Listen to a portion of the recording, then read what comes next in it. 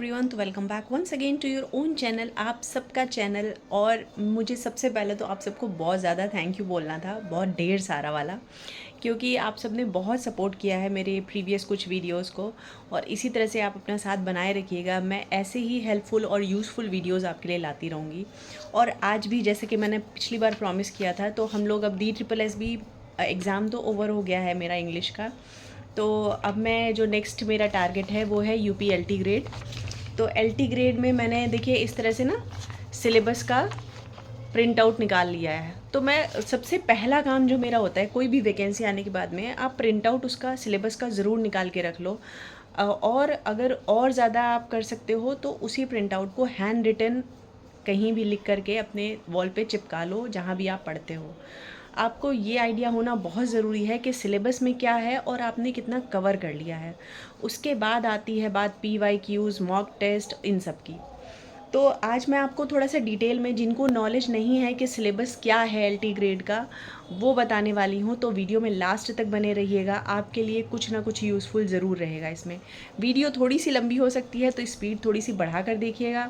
Channel को subscribe कर लेना अगर फर्स्ट टाइम विजिट कर रहे हो, और वीडियो को लाइक कर देना, और किसी जानने वाले को जिसके लिए ये वीडियो यूज़फुल हो सकती है उसको शेयर कर देना। तो चलते हैं वीडियो में। सबसे पहली चीज़ है, इसमें 2 सेक्शंस रहेंगे आपके। उन्होंने पहले तो मैं आपको बता दूं किस तरह से ये पेपर होगा। ये प्री और मेंस की फॉर्म में होगा। प्री में आपका 2 सेक्शन रहेंगे, सेक्शन 1 और सेक्शन 2। सेक्शन 1 में रहेंगे आपका ए पार्ट जो रहेगा वो unseen prose, poetry, passages for language comprehension and appreciation, ये सब रहेगा उसमें। मतलब आप ऐसे समझिए कि अनसीन पैसेजेस रहेंगे। अब उसमें प्रोज भी हो सकता है और पोएट्री भी हो सकती है, या दोनों रहेंगे। फिर बी पार्ट में आ जाएगा आपका ग्रामर, और ग्रामर में भी क्या क्या है, पंक्चुएशन। देखिए अगर आपने नहीं लिखा है तो आप लिखते चलो साथ में। Punctuation, parts of speech, spellings, word formation and vocabulary, tense, narration, conditional sentence, concord, phrasal verb and idiomatic expressions and transformation as well as synthesis. तो ये हो गया आपका बी पार्ट ग्रामर का। फिर सी में आ जाइए, तो सी में ट्रांसलेशन कराते हैं वो इंग्लिश टू हिंदी या हिंदी टू इंग्लिश।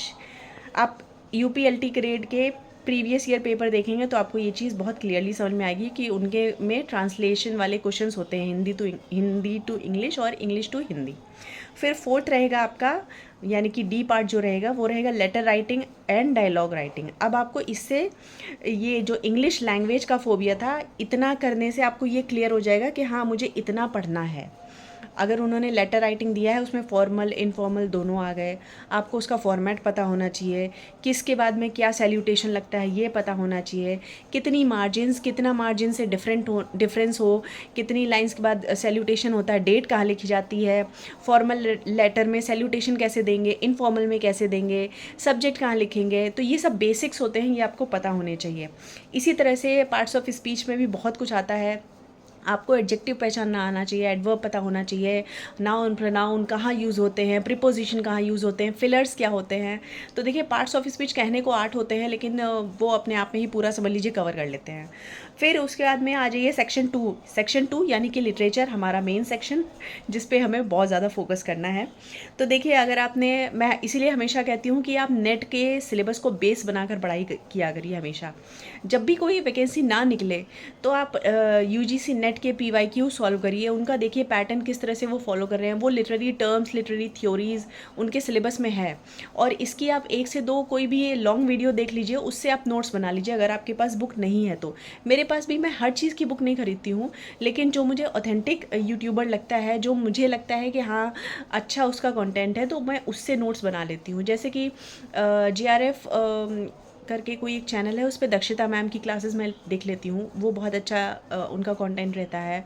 या UGC नेट नुक्कड़ पे हैं, एक सर है, तो वो भी बहुत अच्छा पढ़ाते हैं, उनकी क्लासेस मैं ले लेती हूँ। तो लिटरेचर में मैं इन 2 लोगों पे रिलाई करती हूँ, और बाकी मैं सेल्फ मेड नोट्स ही करती हूँ। मैं दूसरों के PDF पे या PPT पे भरोसा नहीं करती। अब लिटरेचर में लिखना शुरू करिए आप। लिटरेचर में क्या क्या है सिलेबस में बता देती हूँ आपको। Literary forms and movements with special reference to allegory, ठीक है। अब एलिगरी, बैलेड, ये सब आपको इस अभी तक तो पता हो जाना चाहिए DSSB एग्ज़ाम देने के बाद में, कि एलिगरी क्या है, बैलेड क्या है, ode, sonnet, blank verse, epic, mock epic, heroic couplet, lyric, elegy and other stanza forms.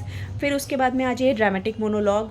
फिर अब जैसे मैंने पढ़ रखा है तो मुझे इतने दिन में इतना कॉन्फिडेंस आ गया है कि हाँ, ड्रामेटिक मोनोलॉग में पढ़ते ही मुझे, चाहे उसके काम पूछ लो, चाहे आप उसके राइटर्स पूछ लो, मुझे याद आ जाते हैं। हाँ, रॉबर्ट ब्राउनिंग इसके लिए one of the most renowned writer कहे जाते हैं।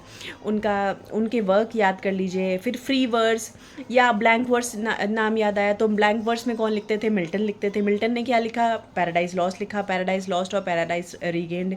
ये उनका बहुत ज़्यादा रिनोन्ड वर्क है। तो इस तरह से जब कोई टर्म आए और उससे अगर आप कुछ कनेक्ट कर पा रहे हो ना, तो आपका बहुत कॉन्फिडेंस डेवलप होता है। और ये इसको थोड़ा सा टाइम चाहिए होता है। आप ऐसा नहीं कि आज किताब लेकर के पढ़ोगे और सब कुछ घोल के पी लोगे। आगे बढ़ते हैं। तो free words, rhyme metre, dramatic forms like tragedy, comedy, tragic comedy, romance, one act plays. One act plays में सैमुअल बेकेट का बहुत नाम आता है। इनका थिएटर ऑफ एब्सर्ड के लिए ये जाने जाते हैं। इनका आप वो पढ़ लो, वेटिंग ऑफ गोडो। तो ये हो गए। फिर बायोग्राफी हुई, autobiography, memoir, travel writing, fictional forms, different types of essays, Renaissance and Reformation, neo classicism, metaphysical poets, romanticism, अब pre Raphaelites, modernism, impressionism, expressionism, surrealism, understanding and identification of figures of speech. तो ये सब आपको पता होना चाहिए। फिर poetry में आ जाते हैं। ये तो हो गई लिटरेरी फॉर्म्स और मूवमेंट से जो मैंने शुरू किया था, फिर सारे उसमें मूवमेंट्स कवर हो गए। फिर आप आ जाइए पोइट्री में। तो पोइट्री में लिखिए trends and movements in poetry in English with special reference to the following. जैसे कि शेक्सपियर सोनेट, अभी इन्होंने ये बहुत अच्छा किया है कि अगर उन्होंने शेक्सपियर सोनेट दिया है तो सोनेट नंबर 29 स्पेशल रेफरेंस इसको देना है आपको। और सोनेट 29 इनका क्या है? When in disgrace with Fortune and main size. और दूसरा सोनेट जो इन्होंने सिलेबस में दिया है वो है 138, when my love swears that she is made of truth.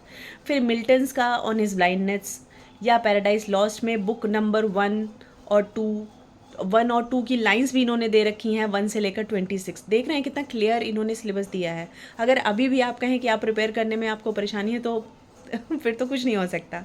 फिर जॉन डन पे आइए। जॉन डन का भी वर्क है कैनोनाइजेशन। पोप्स का रेप ऑफ लॉक, इसका कैंटो 1। अब रेप ऑफ लॉक भी अलग अलग कैंटोस में डिवाइडेड है, उसका कैंटो 1 ही पूछा जाएगा इनके सिलेबस में। फिर थॉमस ग्रेस की elegy written in a country churchyard. फिर विलियम वर्ड्सवर्थ का टिंटन एबे पूछेंगे, the world is too much with us. PB Shelley का ode to the west wind, to a skylark. John Keats का ode on a Grecian urn, la belle dame sans merci. Tennyson का break break break, Ulysses. Robert Browning का, देखिए Robert browning भी है इसमें, my last duchess, जो मैं बता रही थी ड्रामेटिक मोनोलॉग में लिखा गया है। फिर प्रोस्पाइज, इन्हीं का वर्क है रॉबर्ट ब्राउनिंग का। फिर मैथ्यू आर्नोल्ड का Dover's beach, memorial verses. W.B. Yeats का the second coming, sailing to Byzantium. T.S. Eliot का द वेस्टलैंड। W.H. ऑर्डन का in memory of W.B. Yeats. Ted Hughes का क्रोएलाइट्स। फिलिप लार्किन का wants. Whitman का O captain my captain, Walt Whitman. आप आ गए यहाँ पे। फिर एमिली डिकिंसन का सक्सेस इज काउंटेड स्वीटेस्ट। फिर रॉबर्ट फ्रॉस्ट का birches, stopping by the woods, Rabindranath Tagore from Gitanjali, leave the chanting and 12th fruit gathering. Nissim Ezekiel का नाइट ऑफ स्कॉर्पियन, फिलॉसफी। फिर कमला दास का एन इंट्रोडक्शन, A.K. रामानुजन का ऑबिचुअरी एंड डेरेक वॉलकॉट का अ फार cry from Africa. ये हो गई आपकी पोइट्री। फिर आप आ जाइए ड्रामा पे। ड्रामा में है trends and movements in drama in English with special reference to the following. जैसे कि शेक्सपियर का मैकबेथ हुआ, 12th नाइट हुआ, मर्चेंट ऑफ वेनिस हुआ। ठीक, इनको आपको बहुत ज़्यादा डीपली पढ़ना है। बेन जॉनसन का every man in his humour. Dryden का all for love. Bernard Shaw का arms and the man. Galsworthy का जस्टिस। हैरल्ड पिंटर का द बर्थडे पार्टी। फिर यूजीन ओनील का the hairy ape. Arthur Miller का all my sons and Girish Karnad का ह्यावदना। ठीक है, तो ये सब चीज़ें आपको प्रिपेयर करनी है। और मुझे नहीं लगता सिलेबस इतना वास्ट है। अगर आप शुरू से देखिए, आप ऐसा तो है नहीं लिटरेचर की महीने भर पहले लेकर बुक बैठोगे, आप पहले से तैयारी कर रहे होंगे। ये तो बहुत फेमस वर्क्स हैं। अगर ये भी आपके तैयार करने में आपको परेशानी है तो आपको बहुत बेसिक से शुरू करना पड़ेगा। फिर देखिए मैंने काफ़ी कुछ कवर कर दिया है। अब वीडियो बहुत ज़्यादा लंबी हो गई है, प्रोज़ और फिक्शन रह गया है बस, वो मैं आपको अपनी अगली वीडियो में बता देती हूँ। अब मैं लास्ट में कुछ इम्पॉर्टेंट चीज़ें आपको बता देती हूँ इस चैनल को लेकर के कि यहाँ रहने के आपके क्या फ़ायदे हैं। देखिए मैं शॉर्ट एंड क्रिस्प वे में ये जितने वर्क आपको बताए गए हैं एकदम लेमैन लैंग्वेज में, वो हिंदी और इंग्लिश दोनों को बाइलिंगुअल तरीके से दोनों लैंग्वेज में आपको ये इम्पोर्टेंट वर्क समझाने की कोशिश करूँगी 5 से 10 मिनट के वीडियो में। अब आप समझोगे कि मिल्टन का पैराडाइज लॉस्ट तो 10-12 बुक्स हैं, वो कैसे कवर करूँगी मैं। तो देखिए उसकी 10-12 बुक्स आनी भी नहीं है, एक या दो बुक के ही 1 to 26 लाइन्स आनी हैं। तो वो लाइन्स बाकायदा मैं बता करके, क्योंकि कभी कभी ऐसा दे देते हैं कि लाइन्स दे देते हैं और पूछ लेते हैं कि ये किस बुक का काम है। तो इसीलिए आपको हर एक चीज़ को डीपली पढ़ना पड़ेगा। मैं आपको उसका सार बता दूंगी, उसका कंक्लूजन बता दूंगी। बाकी आप बुक उठाइए, बुक से जितना हो सके उसकी समरी मैं बता दूंगी, लेकिन उसके कैरेक्टर्स वगैरह, या अगर आप लाइन बाय लाइन पढ़ना चाहते हो तो जाइए गूगल पे वो टाइप करिए और लाइन बाय लाइन उसको एक बार पढ़ लीजिए। लिखिए मत भले, लेकिन पढ़ लीजिए। पढ़ने से क्या होगा कि आपको, जैसे माय लास्ट डचेस बहुत लंबी नहीं है, आप उसे पढ़ सकते हो। तो ये जो सिलेबस है, अगर मैं सच बताऊं, अगर आप वाकई में मेहनत करोगे तो 1 से 2 महीने में आपका पूरा सिलेबस पूरा हो जाएगा। और अगर आप मेरे साथ मेरे वीडियो पे ही तैयारी करना चाहते हो तो वो भी मैं आपकी हेल्प कर दूँगी। तो इन्हीं सारी बातों के साथ में मिलते हैं आपसे अपनी अगली वीडियो में। और हाँ, अभी भी जिनका DSSB का एग्ज़ाम पेंडिंग है उनके लिए ऑल द बेस्ट, और तैयारी करते रहिए, पढ़ते रहिए। मिलते हैं आगे किसी वीडियो में। Thank you for watching.